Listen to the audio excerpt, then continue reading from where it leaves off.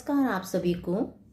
जैसा कि हमने माता का अंचल भाग 1 के अंतर्गत क्या जाना था, हमने कि यह एक आंचलिक उपन्यास है जिसके अंतर्गत हमने बालकों के खेल, माँ की ममता, पिता को दुलार और आगे आगे जैसे पढ़ेंगे तो हम लोकगीत की जो तुकबंदी से संबंधी अनेक पंक्तियां हैं उनसे भी रूबरू होंगे। सबसे पहले मैं आपको ये बताना चाहती हूँ कि ये एक उपन्यास देहाती दुनिया से संबंधित है। देहात क्या होते हैं? गांव से। ये गांव से जुड़ा हुआ है। आत्म कथात्मक शैली में लिखा गया शिव पूजन सहाय द्वारा रचित है।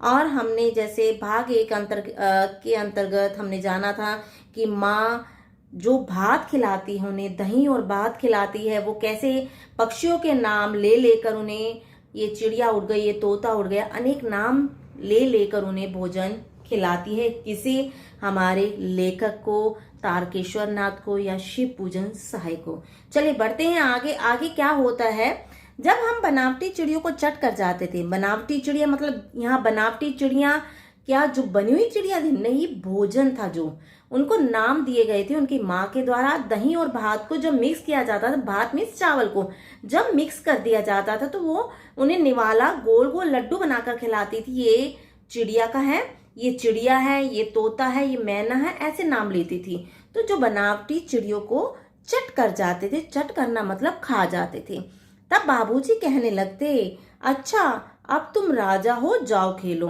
अब तुमने भोजन खा लिया, अब तुम राजा बच्चा बन गए हो, अब जाके बाहर जाकर खेल सकते हो।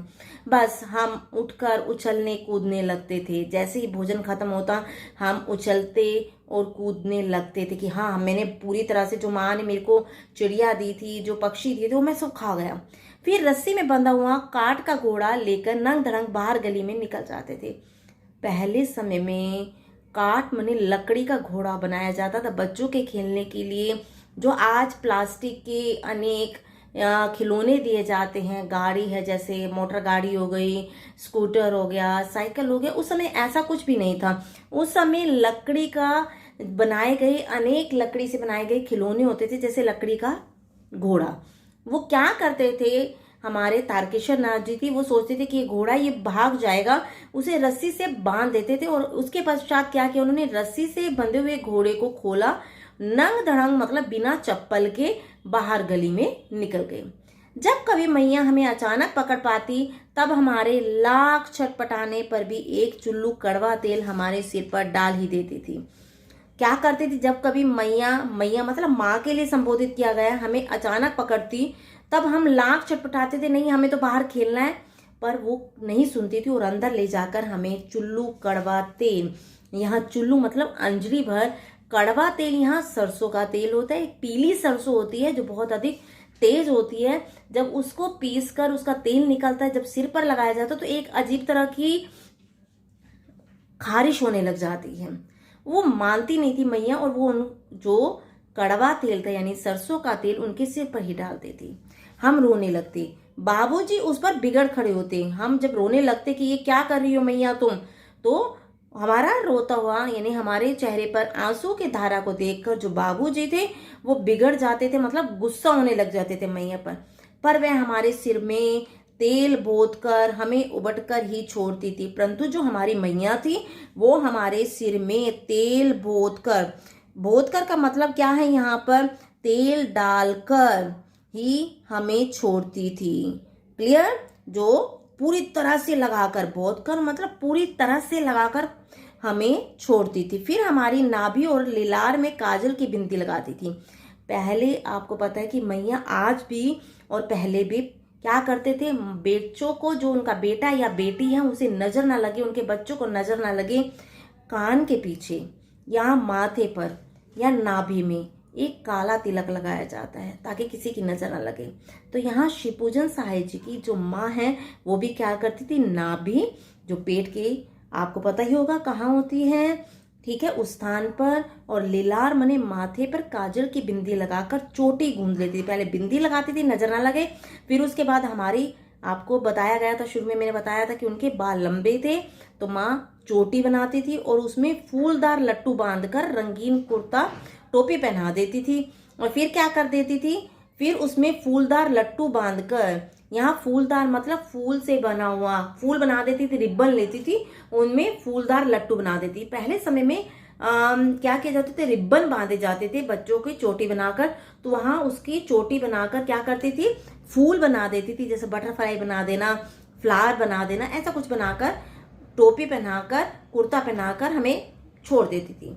हम खासे कन्हैया बनकर बाबूजी की गोद में खिसकते सिसकते सिसकते बाहर जाते थे। हम कन्हैया बन जाते थे क्योंकि पिता ने हमारे माथे पर तिलक लगाया, माता ने, हमारी मैया ने जो है उन्होंने हमारे माथे पर काला तिलक लगाया, नजर न लगे, फिर फूलदार लट्टू लगाया, रंगीन कुर्ता टोपी पहनाया और हमें सुंदर बनाकर छोड़ दिया। और बाबूजी की गोद में सिसकते सिसकते बाहर जाते थे। हम रोते रोते बाहर निकल जाते थे। बाहर आते ही हमारी बाट जोहने वाले बालकों का एक झुंड मिल जाता था। जैसे ही हम बाहर जाते तो हमारी बाट मने इंतजार करने वाले बालकों का एक समूह मिल जाता था। हम उन खेल के साथियों को, ठीक है, हम उन खेल के साथियों को देखते ही सिसकना भूलकर बाबूजी की गोद में उतर पड़ते। जैसे ही हम अपने जो जिनके साथ हम खेलते थे, अगर हमारे दोस्त हमें नजर आते तो हम जो रो रहे होते थे माँ के कसकर चोटी बांधने पर और क्या करने पर, वो कड़वा तेल लगाने पर, और पिता की गोद में हम सिसकते थे। लेकिन जैसे ही हम अपने साथियों को देखते, हम उस सिसकना कैसे होता, ऐसे हम वो भूल जाते थे और पिताजी की गोदी से उतर पड़ते थे और अपने हमजोलियों के दल में मिलकर क्या करने लगते थे, तमाशे करने लग जाते थे। हम जोली मतलब साथ खेलने वाले के दल में मिलकर अनेक प्रकार के तमाशे करने लग जाते थे। क्या करते थे, तमाशे भी ऐसे वैसे नहीं, तरह तरह के नाटक खेलते थे हम। चबूतरों का एक ही कोना ही नाटक घर बनता था। चबूतरे का एक कोना ही, चबूतरा क्या होता है, घर के बाहर एक ऊंचा स्थान होता है, उसे चबूतरा कहा जाता है। उसके एक हिस्से को हम अपना नाटक घर बनाते थे। बाबूजी जिस छोटी चौकी पर बैठकर नहाते थे वही रंगमंच बनती। पिताजी उनके लेखक के जिस चौकी पर बैठकर नहाते थे उस चौकी को वो ले लेते थे और उसे अपना क्या बनाते थे, रंगमंच यानी कि थिएटर बना लेते थे। उसी पर जो भी एक्ट करना है उसी पर बैठकर करते थे।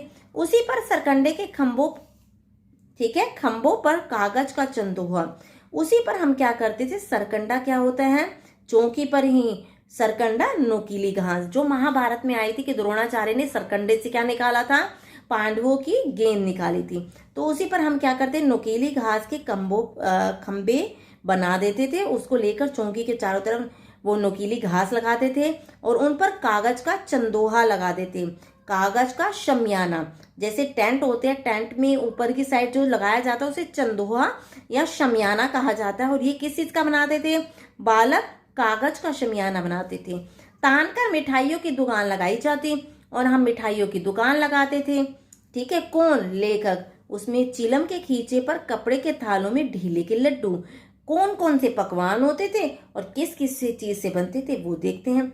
चिलम के खींचे पर, चिलम क्या होती है, चिलम होती है, आपने देखा होगा गांव में क्या किया जाता, हुक्का पिया जाता है। आजकल तो शादियों में भी ट्रेंड है हुक्का रखने का। तो जो ऊपर की साइड एक तो पाइप होता है, लेकिन एक ऊपरी जो गोल भाग होता है उसको कहते हैं चिलम के खोंचे पर, ठीक है, यानी कि ढांचे पर। चिलम का जो खोंचा होगा यानी चिलम का जो ऊंचा गोल भाग होगा उसके कपड़े के थालों में ढेले के लड्डू, ढेला क्या होता है, मिट्टी के लड्डू बनाते थे। पत्ते की पूरियां कचौरियां बना लेते, जो घर में पत्ते मिलते थे, चाहे हरे होते थे चाहे सूखे होते थे, उसकी हम पूरी बनाते या कचौड़ियां बना लेते थे। गिल्ली मिट्टी की जलेबियां, मिट्टी लेते थे उसको गोल गोल कर लेते थे और जलेबियां बनाते थे।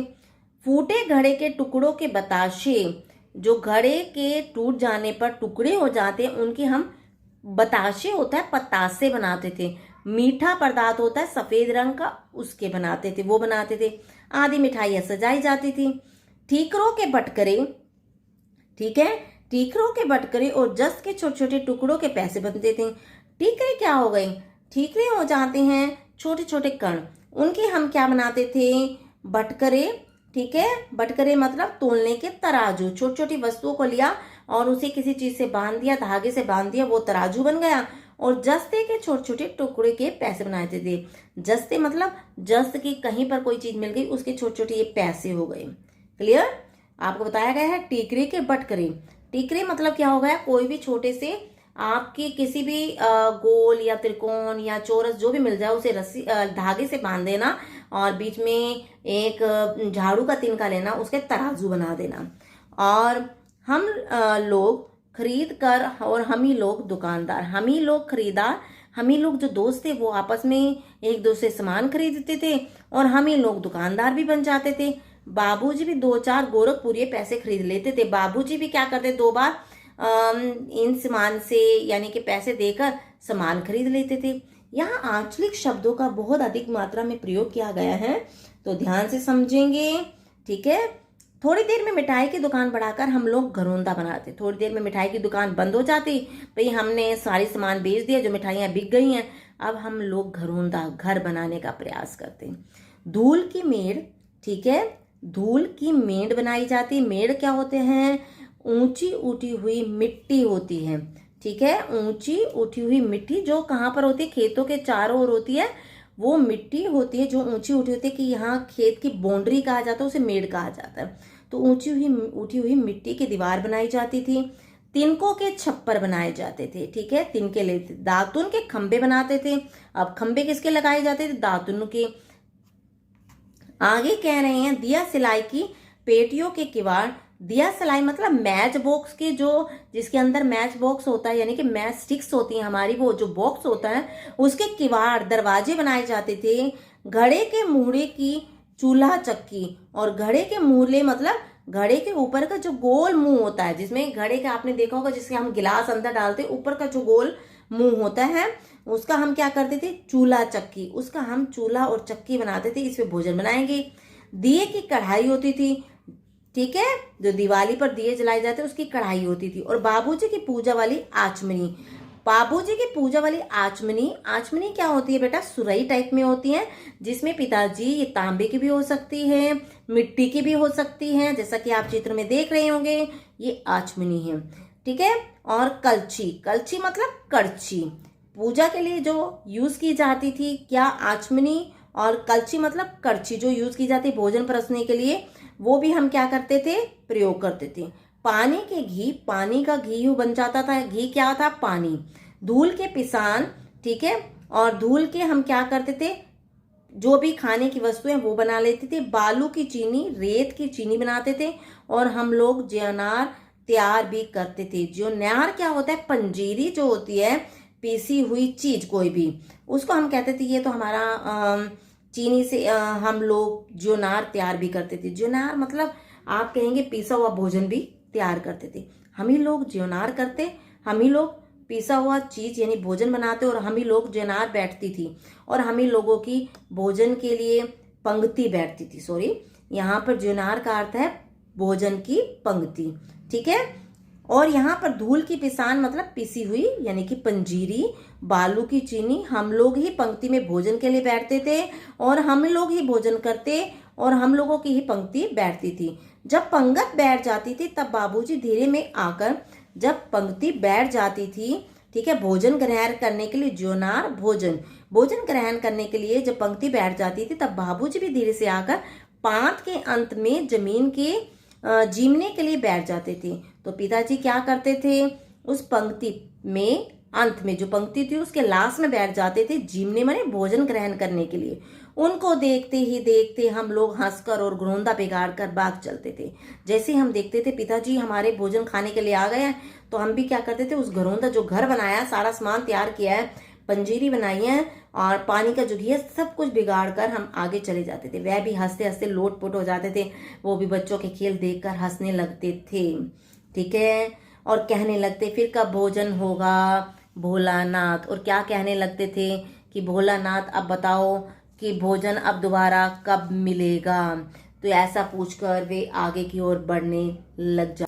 सबसे पहले लेखक क्या करते थे, आपको बताया गया था, मिठाई की दुकान लगाते थे, फिर घरोंदा बनाते थे, लेकिन कभी कभी तो बारात का जुलूस भी निकालते थे, यानी कि बाराती बनकर भी घूमते थे। बच्चों के खेल अनोखे होते हैं, तो इस बारात में वो क्या करते थे वो देखते हैं।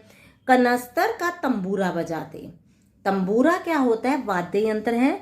कनस्तर ले लेते, ठीक है, जो कनस्तर होता है खाली पीपा लेते, उसका तंबूरा बजाने लगते। अमोले को घिसकर, अमोला क्या होता है? आम का उगता हुआ पौधा जो निकलता है उसे घिस देते और उसकी शहनाई बनाते और पी पी अपने आप आवाज निकालते कि बारात जा रही है। टूटी चूहेदानी की पालकी बनती, जो चूहेदानी टूट चुकी थी उसकी क्या बना देते? पालकी बना देते कि इसमें दुल्हन बैठेगी। हम समधी बनकर बकरे पर चढ़ लेते।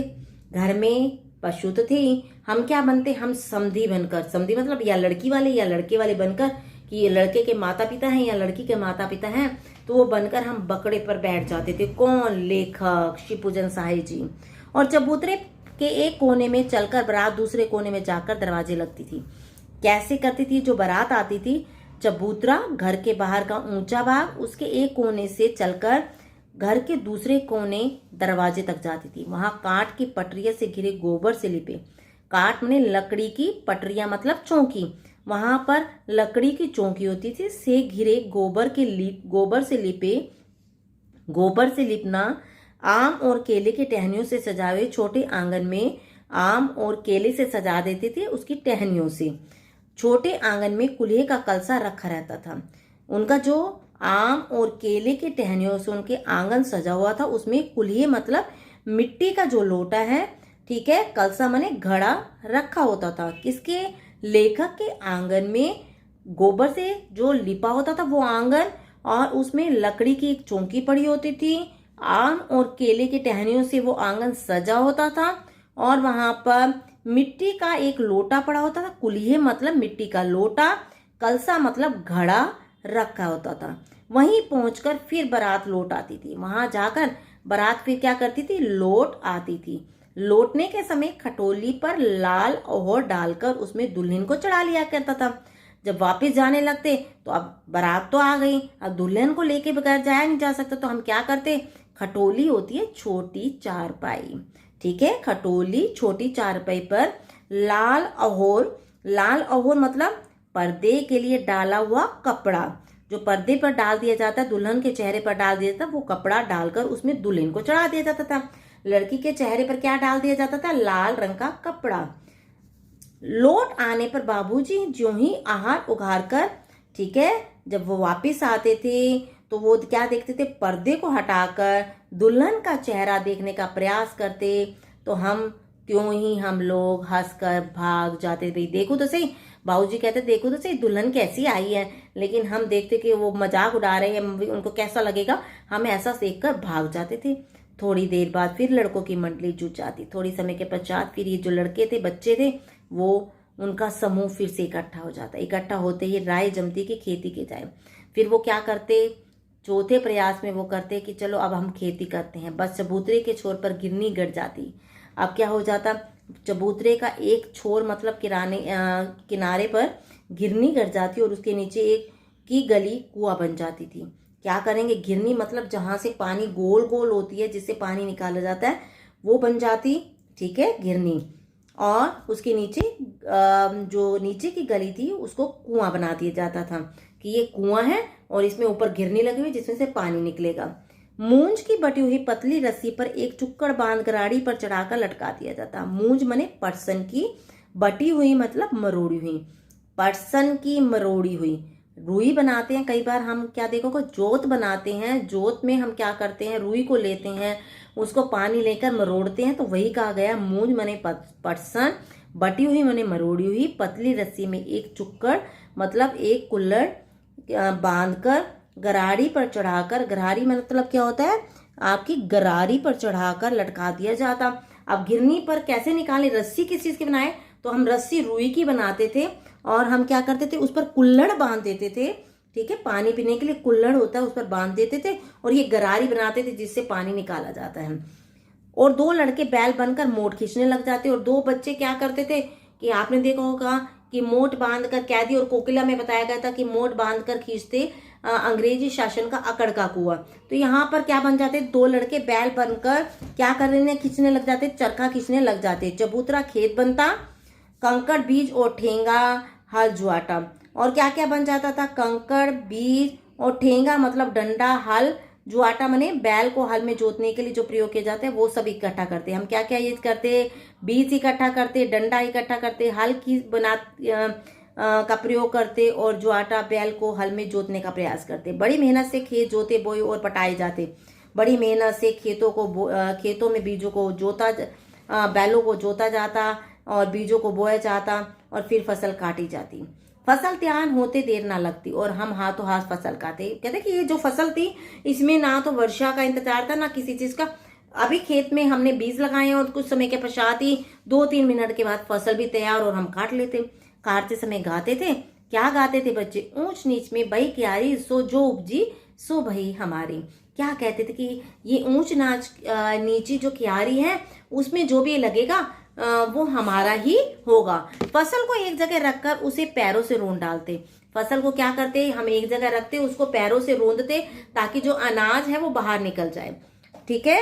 कसोरे का सूप बनाकर, कसोरे माने मिट्टी का एक बर्तन जो गहरा होता है, उसका सूप बनाकर ओसाते मतलब दाने में से जो बीज है और भूसा है वो अलग करते। मिट्टी के दिए के तराजू पर तोलकर राशि तैयार कर देते। मिट्टी के जो दिए होते हैं उनको हम तराजू बनाते थे और उसको तोलकर हम राशि तैयार कर देते कि इतना दे दिया मैंने भोलानाथ, ठीक है, हमने इतना तैयार कर लिया है। इसी बीच बाबूजी आकर पूछ बैठते, इस साल की खेती कैसी रही भोलानाथ।